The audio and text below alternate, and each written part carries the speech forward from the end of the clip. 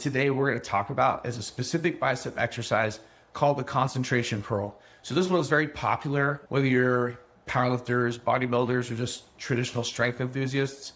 I'm gonna go ahead and show you guys the concentration curl. Grab a lighter dumbbell. So I got 20 pounds in my hands. And the reason why you want to go lighter is because this one is a very isolated movement. So it puts a ton of pressure on the elbow joint, which corresponds to the bicep. Now, when you do the concentration curl, you want to focus on like time under tension. The reason why they call it a concentration curl is because in this position right here, it looks like I'm concentrating and I'm thinking, but all I'm going to do now is I'm going to reinforce my hand on my thigh. I'm going to leverage my body so my opposing thigh is opened up. I'm going to use this as a barrier for any sway. And I'm going to take the dumbbell with the underhand grip. I'm going to curl up and down. So grab the dumbbell. You're in your concentration position. You're going to curl up and curl down. Like I said, you want to go with good time under tension, good tempo, perhaps 3 seconds up, 3 seconds down. And when you do this concentration curl, because of the grip, what's going to happen is your bicep has two different fibers. It's got the long head on the outside and the short head on the inside. When you do the concentration curl, that's going to help with recruiting both the long head and the short head. Other exercises that you might do with different grips might favor more of the long head or the short head. But with this concentration curl, we're really trying to target both parts of the bicep and to give it as much growth as possible.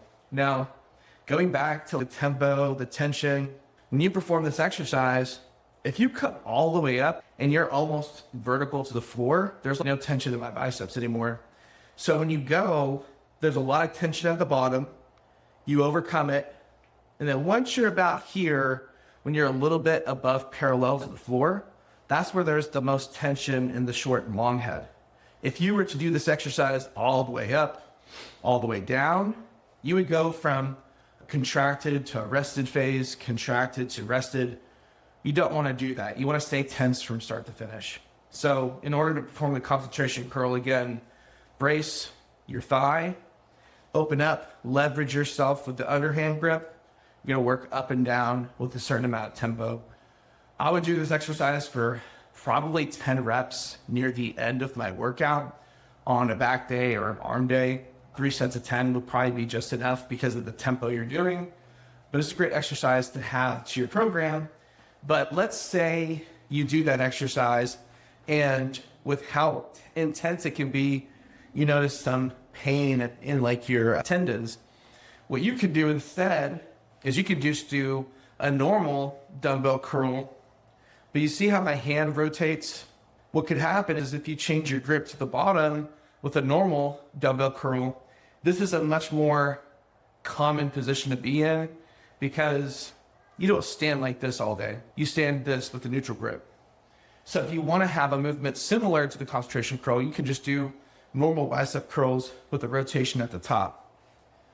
And also, because your elbow isn't fixated, you can also pull your elbow back if you need to brace the movement a little bit better for your needs.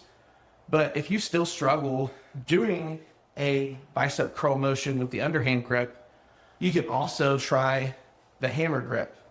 So the hammer curl, because with this position, what's happening, you're favoring the long head, you're not getting a lot of the short head, but you're more strong in this position than this position, and it could maybe work better for your program if you needed to do it that way. So again, my name is Lucero with Powerlifting Technique. This was just a short video to talk about the concentration curl, some variations, what muscles are being used, and how you can integrate it into your program today. Subscribe, like the channel, leave a comment, maybe let us know your thoughts, and then we can use that information and hopefully make us better lifters.